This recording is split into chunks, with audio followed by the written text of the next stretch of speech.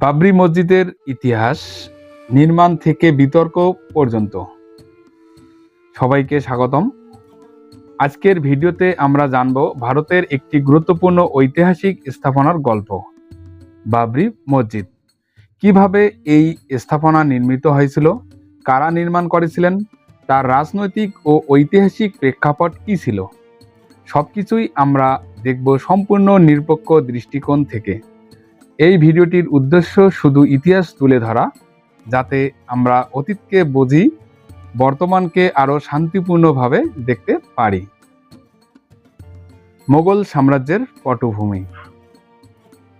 1500 শতকের শেষ দিকে ভারতে মোগল সাম্রাজ্যের প্রতিষ্ঠা হয়। বাবরি মসজিদের নির্মাণ ইতিহাস বুঝতে হলে প্রথমে সে সময়কার রাজনৈতিক অবস্থা বোঝা খুব জরুরি। 1526 সাল সম্রাট বাবর প্রথম পানিপথের যুদ্ধে বিজয়ী হয়ে মোগল সাম্রাজ্যের ভিত্তি গড়ে তোলেন। তখন উত্তর ভারতের অধিকাংশ অঞ্চলে নতুন প্রশাসন গঠনের কাজ চলছিল। স্থানীয় শাসক, সামন্ত, সেনাপতি সব মিলিয়ে নতুন এক সাংস্কৃতিক যোগসূত্র তৈরি হচ্ছিল। এই সময়েই ভারতে বিভিন্ন স্থানে মসজিদ, দুর্গ, সরাইখানা, সেতু ইত্যাদি নির্মিত হতে থাকে, যা মোগল প্রশাসনকে আরও শক্তিশালী করে তোলে। বাবরি মসজিদের নির্মাণ। ঐতিহাসিক নথি অনুযায়ী মসজিদটি নির্মাণ করেন মোগল সেনানায়ক মীর বাকি, যিনি সম্রাট বাবরের ঘনিষ্ঠ ছিলেন। নির্মাণকাল আনুমানিক 1528 থেকে 1529 খ্রিস্টাব্দে। মসজিদটি নির্মিত হয় অযোধ্যার ফৈজাবাদ অঞ্চলে। অনেক ঐতিহাসিক দাবি করেন তৎকালীন সময়ে অযোধ্যা ছিল একটি গুরুত্বপূর্ণ ধর্মীয় শহর, যেখানে বিভিন্ন স্থাপনা ও উপাসনালয় ছিল। মীর বাকি সেখানেই বাবরের নামে মসজিদটি নির্মাণ করেন, যাকে পরবর্তীকালে বলা হয় বাবরি মসজিদ। স্থাপত্য বৈশিষ্ট্য। মসজিদটি ছিল 3 গম্বুজ বিশিষ্ট। মুঘল স্থাপত্য শৈলীর সাধারণ বৈশিষ্ট্য ছিল পাতলা খিলান, জিওমেট্রিক নকশা, কালো সাদা পাথরের অলঙ্কার। ভেতরে নামাজ আদায়ের জন্য প্রশস্ত হল ছিল, চারপাশে খোলা প্রাঙ্গণও ছিল। মসজিদটি কয়েক শতাব্দী ধরে এলাকার মানুষের ধর্মীয় জীবনের অংশ ছিল। নির্মাণ নিয়ে বিতর্কের সূত্র। 19 শতকের আগে কোনো বড় বিরোধের নথি খুব কমই পাওয়া যায়, কিন্তু ব্রিটিশ শাসন আমলে, বিশেষ করে 1850 থেকে 1860 সালের পর বেশ কিছু প্রশাসনিক নথিতে প্রথমবারের মতো বিরোধের উল্লেখ পাওয়া যায়। মূল কারণ ছিল স্থানীয় দুই ধর্মীয় গোষ্ঠীর ভিন্ন মতামত, ঐতিহাসিক ব্যাখ্যা ভিন্ন হওয়া, ব্রিটিশ ডিভাইড অ্যান্ড রুল নীতির কারণে মাইক্রো লেভেলে উত্তেজনা বৃদ্ধি। 1859 সালে ব্রিটিশ প্রশাসন একটি বাউন্ডারি দেওয়াল তৈরি করে, যেখানে ভিতরের অংশে মুসলিমরা নামাজ পড়তেন, বাইরের অংশে হিন্দু সম্প্রদায় পূজা করতেন। প্রশাসন এটিকে কমন গ্রাউন্ড হিসাবে পরিচালনা করেছিল। এখানে গুরুত্বপূর্ণ বিষয় হলো, ইতিহাসবিদদের মতে ব্রিটিশ আমলেই মূল বিরোধের প্রশাসনিক নথিবদ্ধ সূচনা হয়েছিল। স্বাধীনতার পর পরিস্থিতি।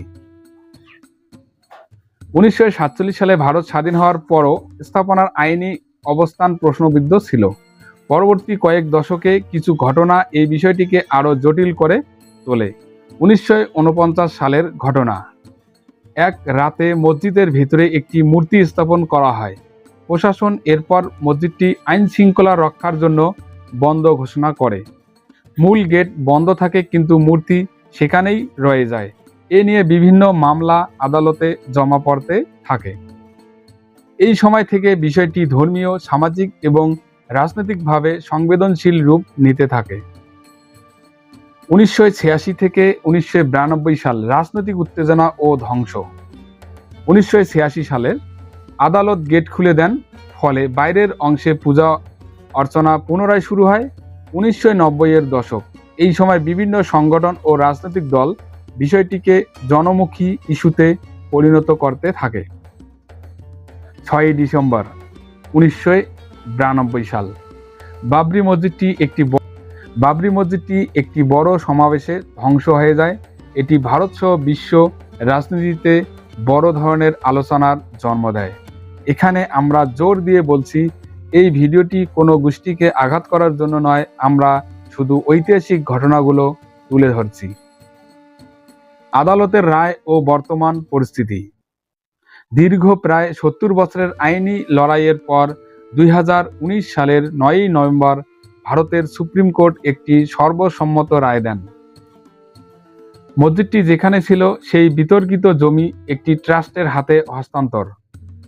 সেখানে একটি মন্দির নির্মাণের অনুমতি দেওয়া হয়। একই সঙ্গে মসজিদ নির্মাণের জন্য আলাদা ৫ একর জমি বরাদ্দ করা হয়।